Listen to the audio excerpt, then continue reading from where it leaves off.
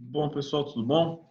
Então, a gente vai hoje falar aqui na aula de farmacologia sobre os anti-inflamatórios não esteroidais. Eles são aí o bacon da farmacologia, são os medicamentos mais legais que existem, na minha opinião, né? Eu tô falando sobre mim. Eu amo bacon, vocês sabem, então a gente vai falar dos bacons para mim na farmacologia. Eu não raspei o cabelo, mas enfim, fiz essa cagada aqui, né? Parece que eu fiz um corte com uma buca na minha cabeça aqui. Enfim, tá aqui a máquina, porque eu não tava aguentando meu cabelo. São os efeitos da quarentena aí, né? Mas enfim, deixa eu arrumar aqui um pouquinho, beleza? Então hoje a gente vai falar aqui sobre os anti-inflamatórios não esteroidais, tá? Antes de falar dos anti-inflamatórios não esteroidais, eles são anti-inflamatórios, o nome já fala, eles vão tratar, né, da inflamação, tá? Então eu vou falar um pouquinho de inflamação primeiro e deixa eu só checar uma coisa. Tá, desculpa que eu ainda não sou muito bom nessas coisas aqui de tecnologia. Mas, enfim, a gente vai falar, então, um pouquinho antes de inflamação, para entender como esses anti-inflamatórios funcionam, e depois a gente fala dos anti-inflamatórios propriamente dito. Então, a inflamação, ela é gerada por 5 sinais e sintomas, né? A gente fala os sinais e sintomas da inflamação, que são calor, rubor, edema, dor e perda de função, tá? A inflamação é uma resposta de defesa do organismo, então ela é importante para a gente, é uma forma que o nosso organismo tem de se defender de lesões e de, enfim, infecções por micro-organismos, tá? Então a gente precisa da inflamação. A inflamação é algo bom, tá? O ruim da inflamação é quando ela fica crônica e dura muito tempo e a gente não consegue tratar ela, tá? Que dela pode acabar virando aí um tumor metastático, um tumor maligno. Mas, de modo geral, inflamar é algo bom. A gente precisa inflamar. É necessário que a gente inflame. Tá? E a gente precisa entender que eventos fisiológicos, não só fisiológicos, mas que eventos do nosso organismo levam o nosso corpo a ficar lá. A região do corpo está inflamada, fica quente, vermelha, com edema, doendo. Tá? E a perda de função, a gente não vai entrar em detalhe, a perda de função perde porque você, enfim, perde a estrutura daquele tecido. Tá? Então, aqui, fiz um slide aqui, ó, eventos fisiológicos com sinais e sintomas. Aqui os sinais e sintomas: calor, rubor, edema e dor. Como eu falei, a gente não vai focar em perda de função.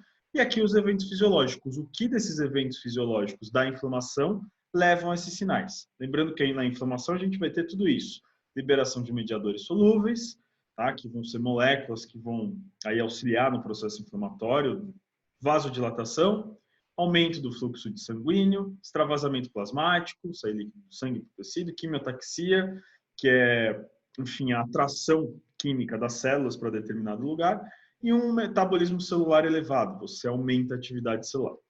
Então vamos lá, vamos seguir a ordem. Calor, o que vai gerar calor aqui? O calor vai ser gerado pelo aumento de fluxo sanguíneo, então vai chegar mais sangue no lugar, o sangue é quente, vai ficar quente, e um aumento do metabolismo celular. Tá? As células vão estar trabalhando mais rapidamente, vão produzir mais calor, tá? Vai acabar liberando aí mais calor. Rubor, o vermelho, tá? Vai ficar por conta da vasodilatação e do aumento do fluxo sanguíneo. Está chegando mais sangue no local, os vasos estão dilatados, o sangue fica mais, enfim, fica mais localizado naquela região e fica avermelhado o local inflamado. Edema, que é o inchaço, vai ser causado pela vasodilatação. Essa vasodilatação vai causar o extravasamento plasmático, ou seja, sai água, líquido do sangue vai para os tecidos, o tecido fica inchado, e também a quimiotaxia, alguns mediadores aí solúveis que vão promover que células cheguem até o lugar, enche de célula o lugar fica inchado. E por último aqui, elevado metabolismo, a dor, desculpa, que vai ser gerada pelo elevado metabolismo plasmático e alguns mediadores solúveis que causam dor, tá? Que daí estão relacionados com a quimiotaxia. As células chegam lá e liberam esses mediadores. Tá? Tem mediadores que causam dor. Se libera, por exemplo, bradicinina, você vai ter dor no local da inflamação. Tá? Por que eu estou falando isso? Porque você cessar um processo inflamatório, cessar a gente não vai conseguir cessar, mas você diminuir um processo inflamatório, o anti-inflamatório, o que ele quer fazer, no final das contas? Ele quer acabar com esses sinais e sintomas. Então, para a gente acabar com esses sinais e sintomas, a gente tem que acabar com esses eventos fisiológicos. Tá? Esse vai ser o raciocínio que a gente vai ter aí durante a aula dos anti-inflamatórios. Então, o anti-inflamatório ele não quer que você tenha esses sinais e sintomas, portanto, ele vai atuar de alguma forma impedindo esses eventos fisiológicos. Beleza. quem faz esses eventos fisiológicos para a gente? Tá? A inflamação é um processo multimediado, ou seja, são vários elementos que vão acabar em somatória gerando esses eventos fisiológicos que a gente está vendo. E a gente tem essas moléculas aqui como as principais responsáveis por esses eventos que a gente está vendo na inflamação. Então, bradicinina está relacionada com dor, ela é liberada logo no começo da inflamação. Histamina também vai ter relação com dor, com vasodilatação, fator de ativação de plaquetas para você ter aí agregação plaquetária e coagular qualquer tipo de lesão. O óxido nítrico é um grande vasodilatador. As citocinas, que são os hormônios do sistema imunológico, é como o nosso sistema imune trabalha. E para a gente, na aula de hoje, o principal vão ser esses caras aqui, os eicosanoides. Tá? E os eicosanoides, eles são o que a gente chama de mediadores lipídicos da inflamação, a gente já vai falar deles. Tá? Mas como que funciona ali a inflamação ao longo do tempo? Tá? Pensando nesses mediadores aqui que vão ser liberados para gerar esses eventos fisiológicos aqui. Tá? Lembrando que os eventos fisiológicos vão gerar os sinais e sintomas. Se a gente pegar esse gráfico aqui, aqui é o líquido que está na inflamação, então o seu tecido inflamado, vamos dizer assim, o tempo em horas, tá? E aqui a gente representou o que, em cada intervalo de tempo aqui, qual desses mediadores está atuando mais, tá? E a gente separa esses mediadores em ação rápida e ação tardia. Tá? O que é ação rápida? É nas primeiras horas ali do processo inflamatório que a gente vai liberar. Tá?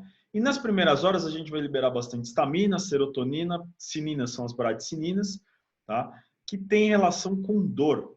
Tá? Então as primeiras horas, enfim, você pegou uma faca e cortou seu braço. No primeiro momento aquilo dói. Tá? Você vai sentir dor, ele não vai inchar, enfim, não vai ficar vermelho porque é sangue, enfim, mas não vai inchar, não vai causar nada. A primeira coisa é dor. Então os primeiros mediadores que a gente solta são os mediadores de dor. Tá? São esses daqui. Vai passando o tempo, o seu braço, aquele corte lá já vai ficando mais estável, ele não dói só de você deixar ele parado, se você deixar ele parado ele não dói, mas vai começar a inchar, vai começar a ficar mais vermelho, enfim. Isso daqui vai acontecendo ao longo do tempo, tá? Que vão ser os mediadores tardios da inflamação. Então, os mediadores de ação rápida aqui, eles estão mais relacionados com dor, com o primeiro baque aí para ter vasodilatação, para começar a você ficar vermelho, enfim, inchado local. E depois, quem vai manter o processo inflamatório são os mediadores tardios, esses caras de ação tardia, que são principalmente as prostaglandinas. Tá? As prostaglandinas são um tipo de eicosanoide, como eu falei, os eicosanoides vão ser importantes para a gente hoje, e elas são as principais mantenedoras do processo inflamatório. Tá? O que mantém a inflamação são as prostaglandinas. Esses outros mediadores aqui, na maior parte deles, eles dão um primeiro um início. Tá? Gera lá um início, a inflamação começa. Mas quem vai manter principalmente são as prostaglandinas. E deixando bem claro, esqueci de falar essa parte no começo do gráfico, aqui no fundo vocês estão vendo que está escrito complemento. Complemento está relacionado com o sistema imune e está relacionado com citocina. Tá? Então as citocinas, elas são importantes do início até o fim da inflamação. Tá? Mas, tirando as citocinas, a principal molécula que a gente tem para manter a inflamação são as prostaglandinas. Por que eu estou falando isso? Enfim, você cortou o seu braço. No primeiro momento você vai sentir dor, não tem o que você fazer, tá? Enfim, já era. Mas daí depois, você, tá te incomodando. Você, sei lá, torceu o pé. Na hora de torcer dói, mas depois aquela dor fica lá, o pé vai inchando. Enfim, você não quer mais sentir aquilo. Você vai lá e toma um anti-inflamatório. Tá? Você toma esse anti-inflamatório depois de um tempo que aquilo já está instalado. O que você está querendo? Onde você está atuando? Está tomando anti-inflamatório? É nessa parte aqui, é na parte tardia. Tá? Então a gente vai ver que os anti-inflamatórios eles atuam aqui, ó, nas prostaglandinas. Tá? Eles vão impedir, na verdade, que essas prostaglandinas sejam geradas, assim impedindo a manutenção do processo inflamatório. Tá? Enfim, se eu diminuir prostaglandina aqui, eu vou diminuir esses eventos fisiológicos, a gente já vai falar disso, vai diminuir esses eventos fisiológicos e por conta disso eu diminuo o processo inflamatório. Então é importante a gente pensar, a inflamação acontece no começo, você tem liberação de vários mediadores, vão gerar principalmente dor, não é só dor, mas é principalmente dor, e depois, mais tardiamente, a gente tem liberação de prostaglandinas, que vão ser as principais mantenedoras desse processo. Tá? Lembrando que as citocinas sempre estão atuando. Beleza. como que essas prostaglandinas vão ser geradas? Tá? Vou fazer um esquema aqui, tem um esquema que eu montei, para explicar da onde vem a liberação dessas prostaglandinas. E para esse esquema eu vou levar em consideração uma lesão. Tá? Enfim, uma lesão celular, é isso, teve uma lesão na membrana, você se cortou, enfim, uma lesão mais física, pode até ser um micro-organismo lesando a sua célula, mas eu estou levando em conta uma lesão celular. Então, tá aqui, a célula está toda feliz, dela tem uma lesão na membrana, lesionou a membrana, ficou triste. Tá? Então, pum, lesionei a membrana da célula. O que acontece quando a gente lesiona a membrana de célula? Um evento que a gente tem físico-químico, praticamente na hora que você tem a lesão começa a acontecer, é o influxo de cálcio. Tá? Ou seja, começa a entrar cálcio pra caramba dentro da célula. Além da entrada de cálcio, a gente tem liberação de cálcio de retículo sarcoplasmático também. Tá? Retículo endoplasmático aí. Enfim, mas de uma maneira que o cálcio ele vai ficar super concentrado no citoplasma. Você tem um aumento de cálcio no citoplasma. Esse aumento de cálcio no citoplasma ativa uma enzima que a gente chama de PLA2, que o nome completo dela, se eu for dizer, é fosfolipase A2.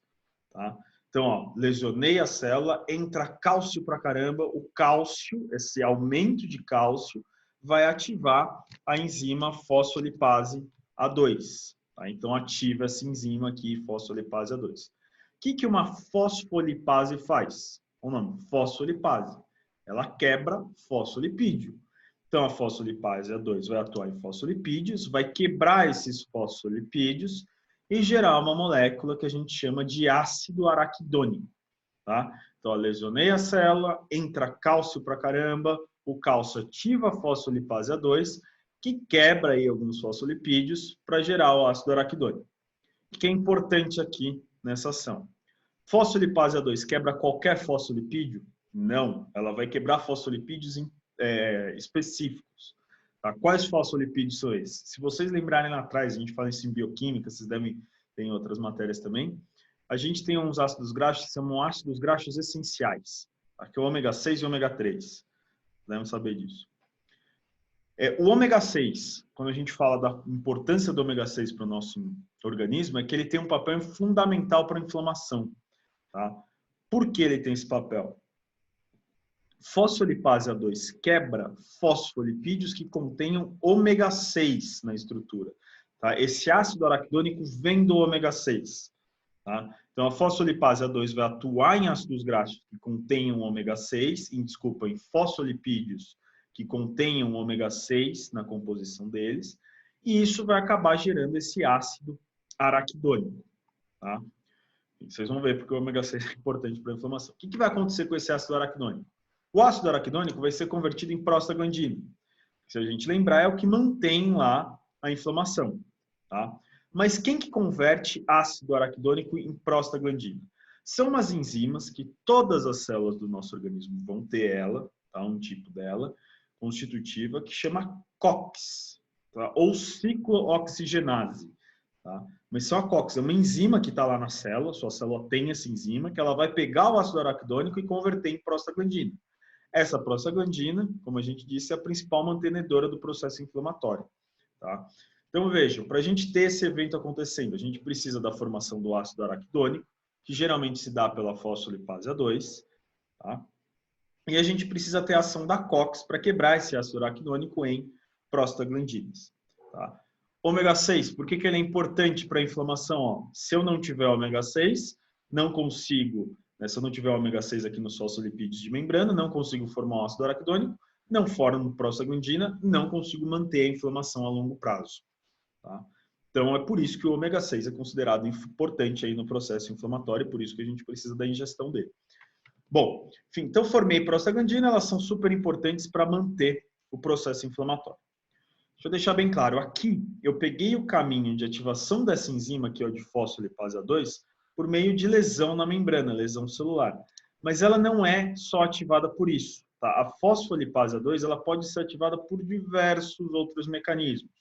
Tá? O que eu quero dizer, a gente vai ter liberação de prostaglandinas na inflamação, é óbvio, a gente está falando disso, mas a gente tem liberação de prostaglandina em outras situações. Tá? A gente vai ver daqui a pouco, a prostaglandina tem ação fisiológica também.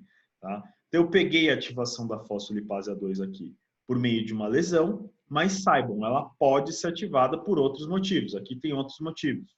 Tá? Inclusive por hormônios. Aqui não tem hormônio, mas ela pode ser ativada por hormônio. Tá? Então, a fosfolipase A2, ela é ativada quando a gente tem algum tipo de inflamação, mas ela pode ser ativada por outras razões.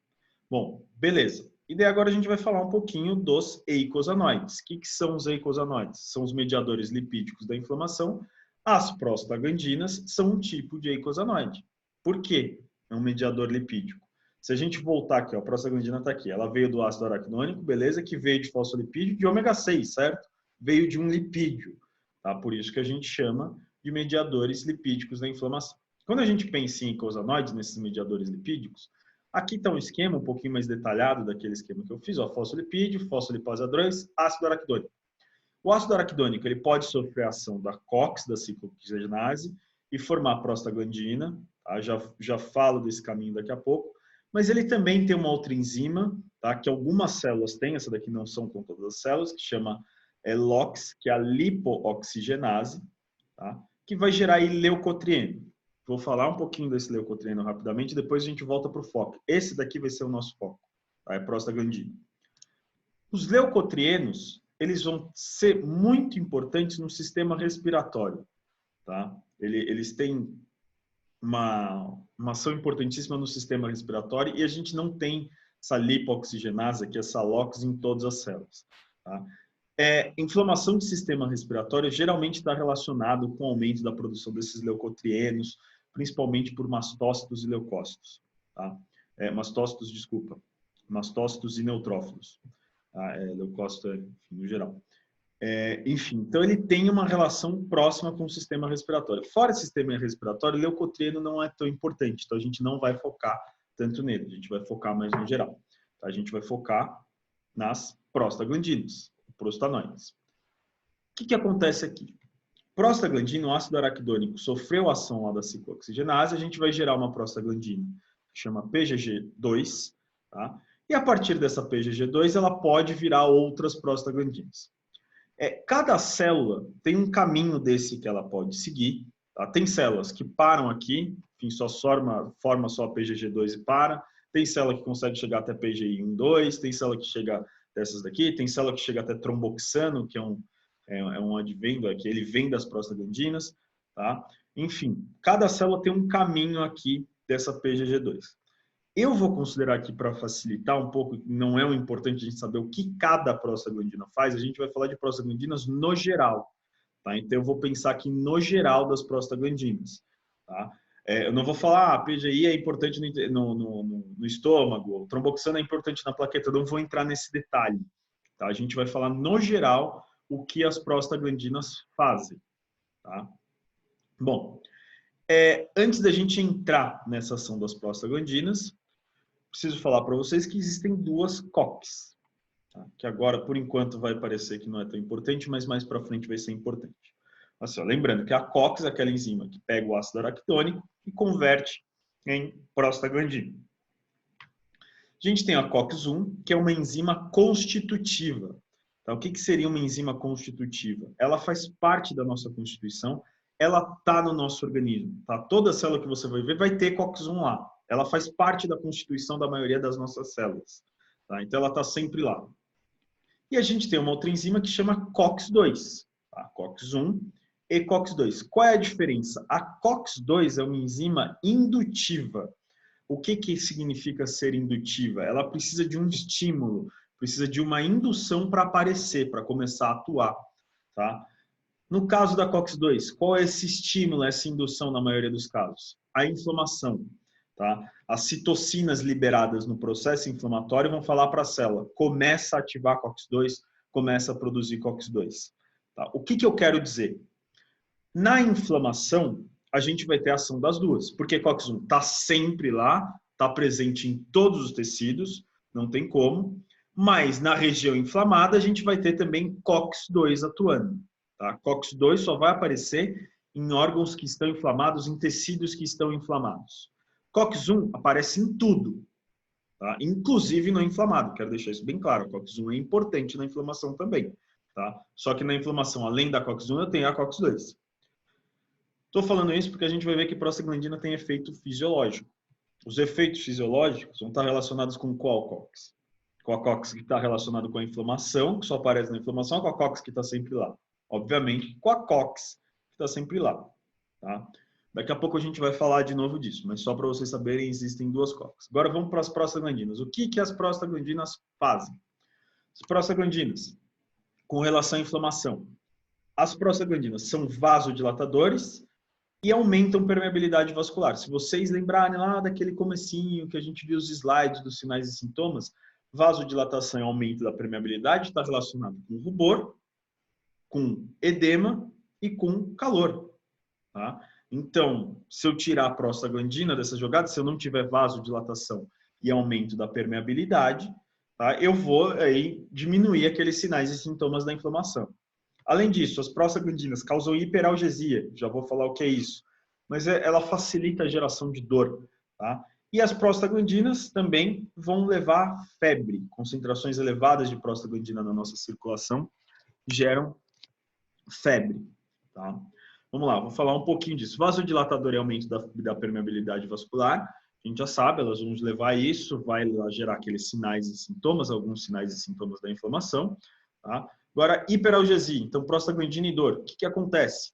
Tá? Na inflamação, o que gera dor é principalmente bradicinina, algumas citocinas e serotonina, tá? 5-HT e serotonina.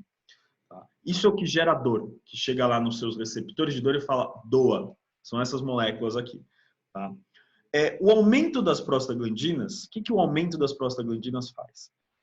Ela aumenta a sensibilidade à dor. Tá? Então, para você gerar dor, você precisava gerar um estímulo, sei lá, você precisa apertar pra caramba, daí dói. Com prostaglandina, só de encostar já dói. Tá? É isso que ela faz, ela aumenta a sensibilidade à dor. A prostaglandina em si, ela não gera dor. Tá? Ela só aumenta a sensibilidade à dor. Exemplo disso, para vocês entenderem, sei lá, você cortou o seu braço. No primeiro momento, dói de você não encostar. Vai passando o tempo, passa lá uns 3 dias, 2 dias. Se você não encostar ali no corte, você não sente absolutamente nada, não está doendo, tá? Mas o mínimo encostãozinho que você faria, que numa situação normal, se você não tivesse cortado, você não ia sentir nada, naquela região do corte você sente a dor, tá? O que é isso? São as prostaglandinas atuando e aumentando a sensibilidade à dor. Você precisa de um estímulo bem menor para gerar dor. Tá? Isso que é hiperalgesia, que a gente chama de hiperalgesia. Febre. As prostaglandinas, quando elas são liberadas, algumas prostaglandinas vão lá no seu hipotálamo.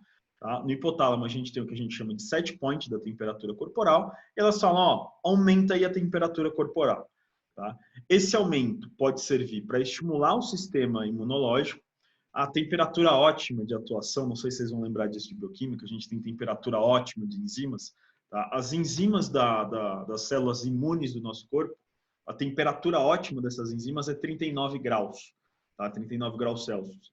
Então, um primeiro momento, a febre serve para, até 39, que a gente fala de estado febril, serve para você aumentar a ação do seu sistema imune. Tá? Se passar de 39, chegar lá próximo a 40, isso, o seu corpo está tentando matar o organismo invasor, aumentando a temperatura, mas também acaba matando você mesmo, porque aumento de temperatura, se vocês lembrarem, desnatura proteínas. Tá? Então, as prostaglandinas, elas também vão acabar gerando febre. No primeiro momento, até 39 ali, quando você chega, que é o estado febril, não é nem tão febre, é para estimular o sistema imune, para o seu sistema imune atuar melhor. Passou disso, o seu corpo tentando matar aquele micro-organismo, aumentando a temperatura, só que você vai pagar o preço que você está desnaturando suas proteínas também. Mas o importante para a gente é saber que prostaglandina leva a febre. Tá? Então, ó, elas vão gerar lá sinais e sintomas da inflamação, aqui por serem vasodilatadores, terem aumento da permeabilidade vascular. Elas geram dor indiretamente, não é de forma direta, mas elas aumentam a sensibilidade à dor e elas geram febre. Tá? Isso relacionado à inflamação. Mas o que acontece? Além da inflamação, as prostaglandinas também têm efeitos fisiológicos. Como assim? Prostaglandina, elas são importantes para a secreção de muco protetor gástrico. Ao nosso estômago, a gente tem lá a secreção de ácido clorídrico, e para esse ácido clorídrico não ficar atuando na parede estomacal, a gente secreta um muco protetor, para não deixar o ácido entrar em contato com a parede do estômago. Tá? Quem promove a liberação desse muco são as prostaglandinas. Aumento de perfusão renal. Prostaglandina está relacionado com o aumento do aporte sanguíneo renal, com, enfim, você permitir que chegue sangue até seu rim. Tá? Isso é importante, certo? O rim funciona filtrando o sangue, então ele precisa de sangue. Contratilidade uterina. Prostaglandina está relacionado com contratilidade uterina, então você libera a prostaglandina para contração uterina. E as prostaglandinas são agregantes plaquetários, ou seja, elas estimulam a agregação plaquetária. Tá? Isso são eventos que a gente chama de fisiológicos, que não estão relacionados apenas com a inflamação. Tá? Enfim, secretar muco, a gente precisa disso para proteger, o seu rim precisa estar sempre funcionando, contração uterina não tem relação com inflamação. A plaquetária até pode ter uma relação com inflamação, mas às vezes ela acontece sem uma inflamação, ela precisa acontecer sem um processo inflamatório real. Tá? Então saibam que as prostaglandinas têm efeitos fisiológicos também, além desses eventos aqui relacionados com a inflamação. Tá? Até agora, a gente não falou de medicamento ainda. A gente está falando aqui de prostaglandina, principalmente, agora que a gente vai entrar nos anti-inflamatórios. Tá? E, obviamente, a gente vai usar tudo isso que eu falei para a gente entender como os anti-inflamatórios atuam, o que eles fazem. Então, anti-inflamatórios, eles vão ser medicamentos que vão diminuir algum componente da resposta inflamatória, tá? O que é o componente? Vão diminuir algum daqueles eventos fisiológicos, diminuindo os sinais da inflamação, tá? Esses caras, eles são paliativos, ou seja, eles só vão atuar em sintoma, tá? Então, você está lá inflamado, um anti-inflamatório não esteroidal, né, são os AINES, eu devia ter falado no primeiro slide, não falei, eu sou um babaca, desculpa, é a sigla de anti-inflamatório não esteroidais, tá? Enfim,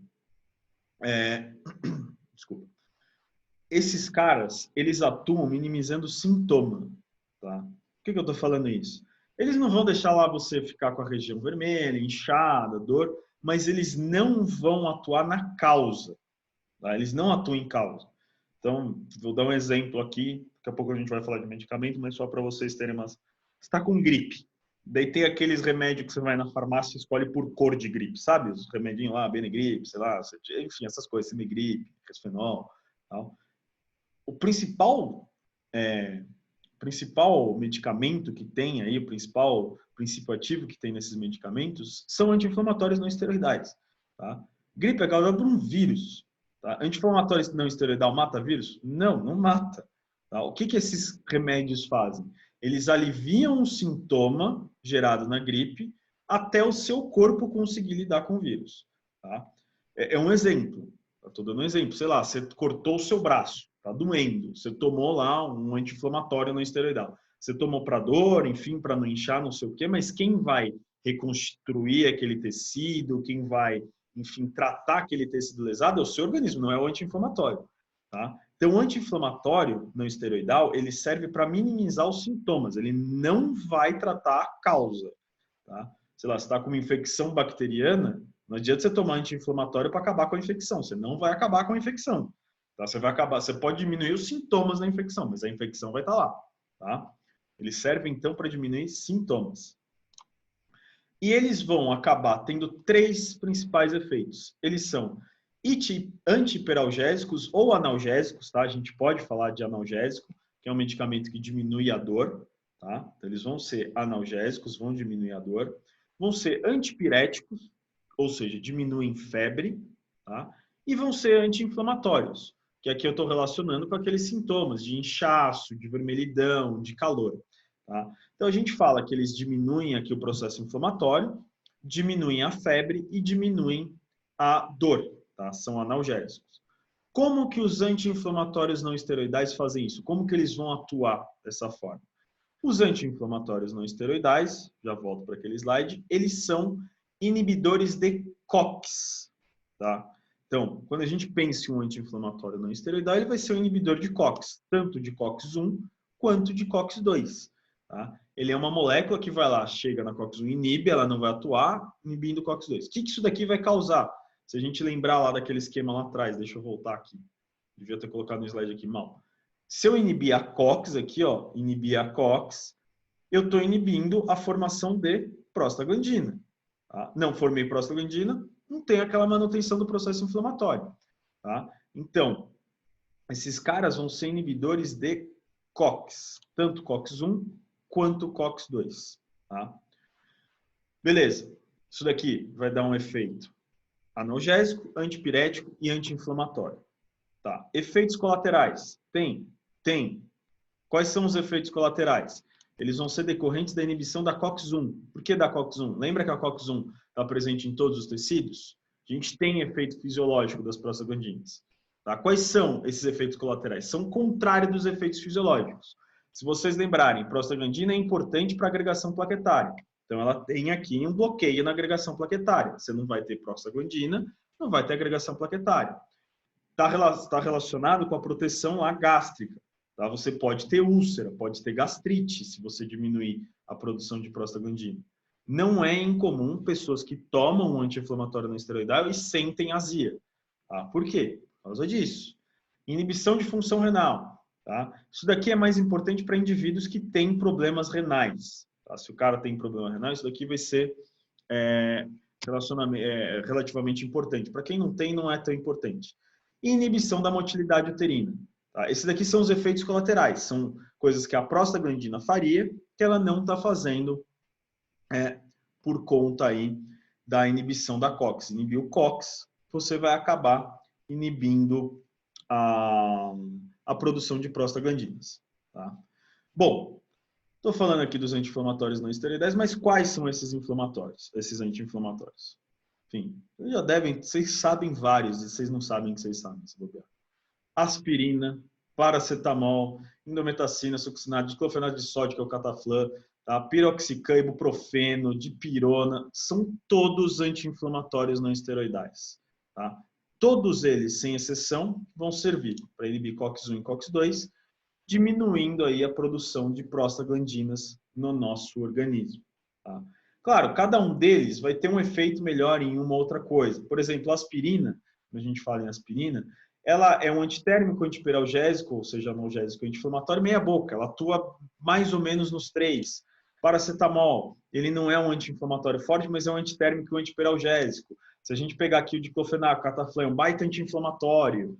Tá? Não é tão bom antitérmico e tão bom analgésico, mas é um baita anti-inflamatório. O ibuprofeno, ele atua muito bem aí na diminuição da dor, o analgésico. Cada um tem sua característica. Dipirona tem relação com a questão antipirética. Tá? Então, cada um aqui vai ter uma relação mais específica. Tá? Mas, no geral, todos vão inibir COX-1 e COX-2. Tá? Inibindo COX-1 e COX-2, você vai diminuir a produção de prostaglandinas e vai diminuir esses eventos aqui, essas produções aqui que têm relação com a inflamação. Tá? Mas também vai ter os efeitos colaterais que têm relação com os efeitos fisiológicos das prostaglandinas. Mas olha que interessante, vamos lá, algumas coisas. Daqui a pouco eu conto a história da aspirina, isso daqui é para contar a história da aspirina. Olha que interessante. Enfim, vocês já devem ter ouvido falar de Buscofen. Buscofen é um medicamento utilizado para cólica menstrual principalmente. Tá? Vocês já devem ter ouvido falar de Advil. Advil é um anti-inflamatório, né, para dor, não sei o quê. Advil e Buscofen é exatamente a mesma coisa. Se vocês olharem os dois são ibuprofeno 400 mg ou 200 mg. Daí vai depender da dose. Tá? Os dois são anti-inflamatórios. Tá? São a mesma coisa. E Advil é mais barato, só uma dica, tá? Se você toma Buscofen, o Advil é mais barato e é a mesma coisa. Enfim, o que acontece aqui? Tá? Por que ele serve para cólica também? Vou voltar aqui. Inibição da motilidade uterina. Quando você está com cólica, quando a mulher está com cólica, o útero dela está contraindo muito, certo? Essa contração que gera a cólica menstrual. Então, se eu tomar um medicamento que inibe isso, eu vou ter aí uma diminuição da dor. Tá? Mas você pode tomar um Advil. Tá? Eu já passei vergonha por causa disso numa viagem, tá? Com uns amigos meus, porque falei, pô, alguém tem um remédio aí, né, para dor de cabeça? E daí só tinha lá uma menina com remédio para cólica. Eu fui ver o remédio, olhei, eu falei, não, eu posso tomar esse remédio. Eu tomei e fui sendo zoado, que eu tinha útero, que eu estava, enfim, tendo cólica, mas não é. Tá? Se for um anti-inflamatório, ele vai diminuir a cólica uterina, mas ele também pode ser utilizado para dor de cabeça, dor no braço, dor de torção de pé, para outra coisa. Tá? É a mesma coisa, é o mesmo princípio ativo. Tá? Bom, Vou contar a história da aspirina, que eu acho interessante aqui, para vocês verem como a farmacologia acaba funcionando na prática. Tá? E eu acho que no tempo que a gente está hoje é interessante falar isso. Ó, quando a gente pensa nos anti-inflamatórios não esteroidais, tá? O primeiro utilizado foi o ácido acetil salicílico, que é o princípio ativo da aspirina. O ácido acetil salicílico, ele vem de folha de salgueiro, que é uma árvore, tá? É relativamente comum, tá? E ela é utilizada desde a Grécia Antiga. Os gregos antigos utilizam folha de salgueiro para tratar a inflamação, tá? Desde a Grécia Antiga. Só que lá em 1874, esse cara aqui, esse Felix Hoffmann, começou uma produção industrial do ácido acetil salicílico, enfim, esse anti-inflamatório que tinha na folha de salgueiro, e vendia isso para todo mundo. Depois, em 1899, foi criada a Bayer, que criou a aspirina, tá? O ácido acetil salicílico, enfim, vendia para inflamação. Por que eu estou falando isso? É usado desde a Grécia Antiga esse rolê. Quando que foram descobrir o que a aspirina fazia, o que o ácido acetil salicílico fazia, né? Que eles eram inibidores de COX. Tá? Quando que foram descobrir isso? Foi esse von John Vane e o Sérgio Ferreira, são dois pesquisadores importantes, que na década de 70 descobriram. Ficou milênios, tá? Sem saber o que aquilo fazia, só sabia que funcionava. Tá? E daí na década de 70 eles descobriram o mecanismo de ação, que eram inibidores de COX, e a partir da década de 70 que começaram a surgir outros aí anti-inflamatórios. Vocês perguntarem para o seu avô, para o seu pai, às vezes, antigamente só tinha aspirina. Tá? A dor é aspirina, não tem outra coisa. Tá? Só foi aparecer paracetamol, diclofenac, cataflã, enfim, ibuprofeno, esses outros, depois da década de 70, que é quando eles sabiam como o medicamento atuava. Tá? E daí, em 99, não foi. Esses caras foram outros, tiveram uma ideia. Falaram, vamos criar um inibidor seletivo de COX-2. Por que inibidor seletivo de COX-2? Esses sintomas aqui, esses efeitos colaterais, eles vêm da COX-1, certo? Vamos fazer um só que atua na COX-2, que eu não tenho esses efeitos colaterais, tá? E outra coisa, tá? Se eu fizer um inibidor seletivo só de COX-2, o que eu vou fazer? Eu vou estar inibindo só COX que está relacionada com a inflamação. Ou seja, eu vou ter um efeito melhor. Tá? E sim, você tem um efeito melhor. Você só inibir o inflamatório é como se você tá perdendo a molécula só para aquilo que você quer. Tá? Quando a gente pensa nesses outros aqui, anti-inflamatórios não esteroidais, eles inibem as duas. Tá? Aspirina, paracetamol, ibuprofeno vai inibir tanto COX-1 quanto COX-2. Então, vai inibir COX-1 em tecidos lá que não estão inflamados e vai inibir COX-1 no tecido inflamado junto com a COX-2. Se eu pegar só um inibidor de COX-2, ele vai inibir só lá no tecido inflamado. Tá? Bom, o que acontece? Tem diferença na eficácia, na eficiência de um inibidor seletivo de COX-2 e um inibidor seletivo e um inibidor não seletivo, um que inibe COX-1 e COX-2? Tem, pra caramba. Tá? Inibidor seletivo de COX-2, ele vai ter o efeito anti-inflamatório dele, antipirético e analgésico muito mais potente. Tá? Exemplo disso tem aqui no outro slide. É a nimesulida. Tá? Acho que vocês já tomaram nimesulida. Nimesulida é uma delícia. Você está com dor, você toma nimesulida, pam, sai a dor. Tá? Tem o Vioxx aqui. Eu já tomei Vioxx uma vez quando era moleque. Tá? Jogava basquete. Mas Vioxx é o seguinte. Você tomou uma machadada no joelho, tá? O joelho está pendurado lá com o machado. Você toma um Vioxx, você corre mais que o Usain Bolt, cara. Ele tira a dor com a mão. Tá? É excelente o inibidor seletivo de COX-2 para tirar dor, enfim, para tratar da inflamação. Tá? O que acontece? Eles vão diminuir lá aqueles efeitos indesejáveis, enfim, que os da COX-1 geram, esses daqui? Vão. Tá? Vão diminuir esses efeitos. Tá? Mas eles geram outros efeitos colaterais? Geram. E aí que está o problema disso daqui. Foi um grande problema. Tá? Aqui é a capa da Times de 2000, tá? Aqui, ó, o matador secreto. Esse Vioxx aqui, quando ele foi produzido, enfim, ele foi vendido nos Estados Unidos com uma aspirina superpotente. Tá? E realmente ele é. Você toma, enfim, vai ter os efeitos da aspirina muito melhor. O que as pessoas começaram a fazer? Começaram a substituir a aspirina por Vioxx. E daí começaram a ver que as pessoas, enfim, não tinham lá úlcera gástrica, não dava problema renal, enfim, tá? Mas elas começavam a ter câncer, Alzheimer e morrer de ataque cardíaco. Tá? O que é um combo relativamente bom, né? Porque você vai ter Alzheimer, você vai esquecer de tudo, então você não vai esquecer que você está sofrendo do câncer e você morre do nada. por ataque cardíaco. Mas, enfim, as pessoas começaram a ter problemas graves. Tá? Então, você tirava os efeitos colaterais mais oks, mas você tinha câncer, Alzheimer e morte. Tá? O que aconteceu? O Vioxx ele foi tirado do mercado. Hoje em dia a gente tem o Celebra, tem a nimesulida, eles são seguros, tá? Mas o Vioxx foi retirado do mercado por conta disso daqui. Tá?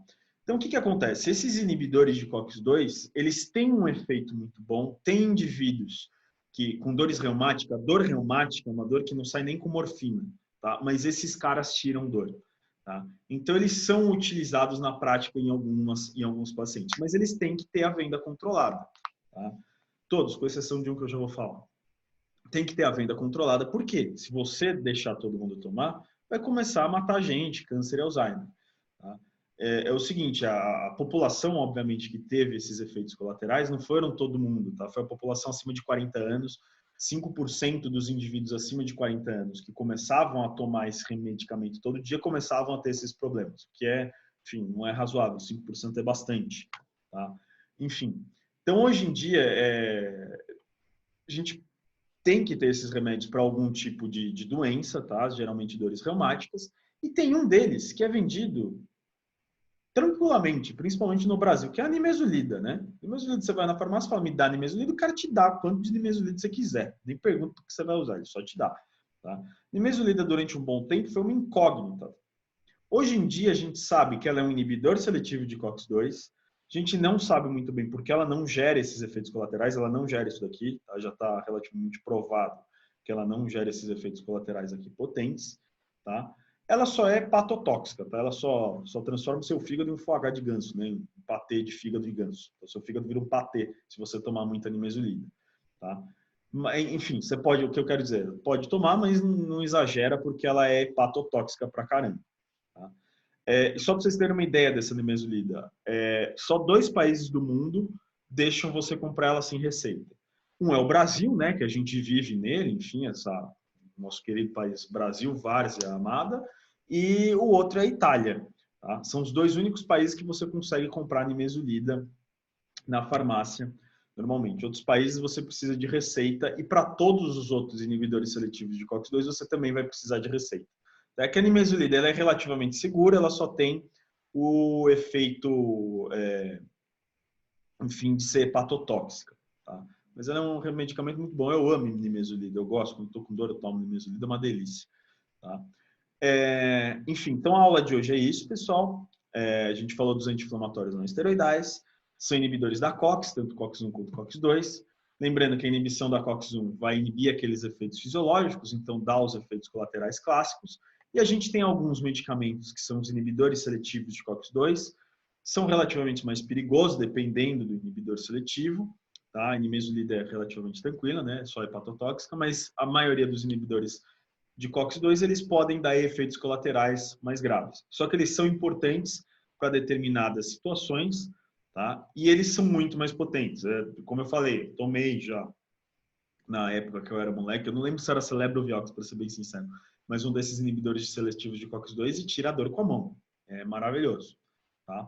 Bom, então é isso. Qualquer dúvida aí, a gente se fala no Teams. Falou. A força esteja com vocês ainda. Tô lerdo para parar a gravação. Eu acho que eu tenho que parar aqui. Eu não sei o que eu tenho que fazer. Aqui, eu acho. Falou. Acho que é isso.